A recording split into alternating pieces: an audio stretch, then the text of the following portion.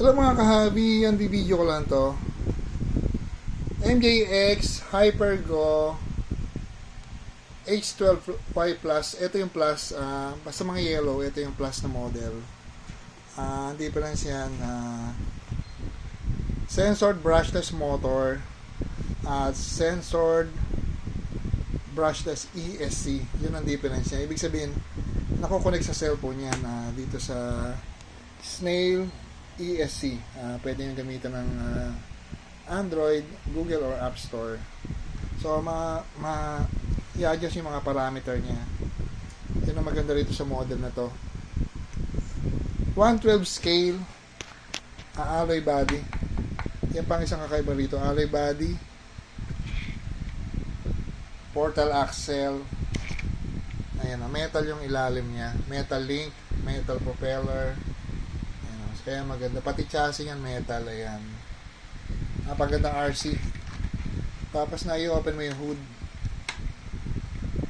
Ayan. Yung hood niya, pag in-open nyo, 20 kg yung steering servo. Kaya malakas yung steering niya. Ayan o.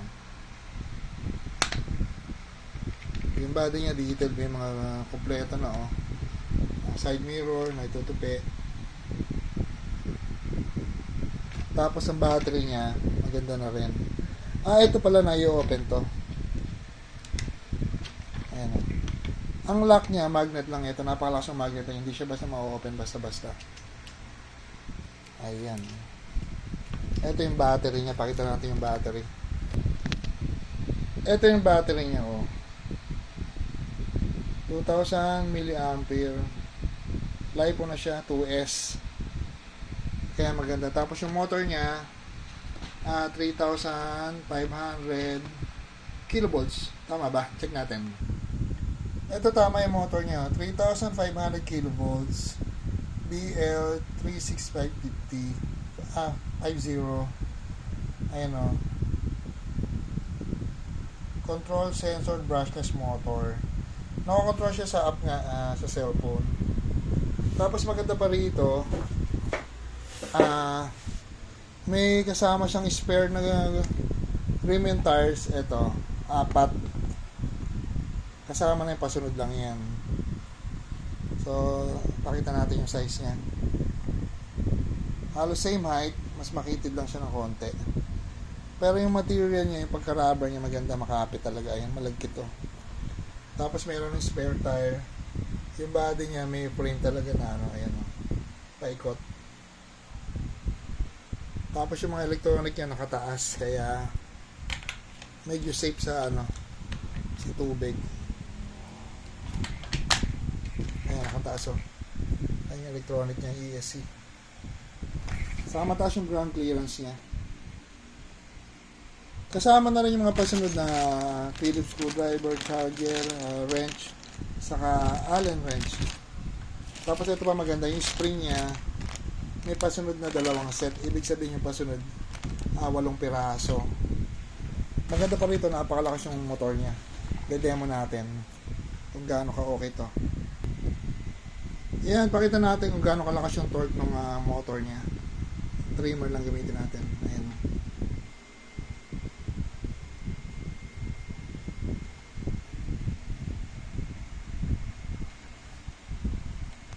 Nakita yung slow umakit. Ayan o.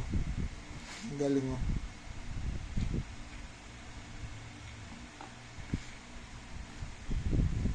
Diretso pa rin siya o.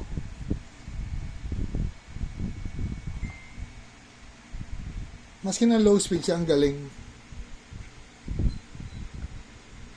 Ang galing, di ba? Yan ang maganda sa kanya. Tapos, bukod sa low speed, high speed rin yan. Taob na lang natin. Pwede siyang sa pambagal. Ayan. Bilisan.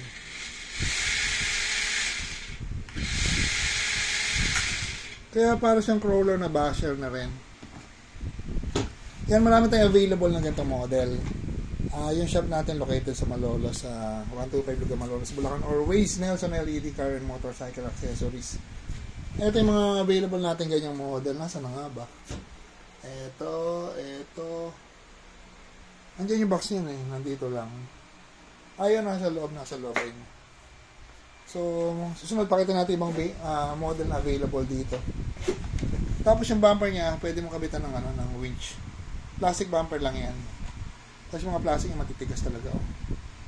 So yan, available na for only 12,000 pesos. Mababa na yan. Canvas nyo muna kung pasado sa inyo yung presyo. So yan, available na mga LEDs. MJX Hypergo H12Y Plus. Thank you.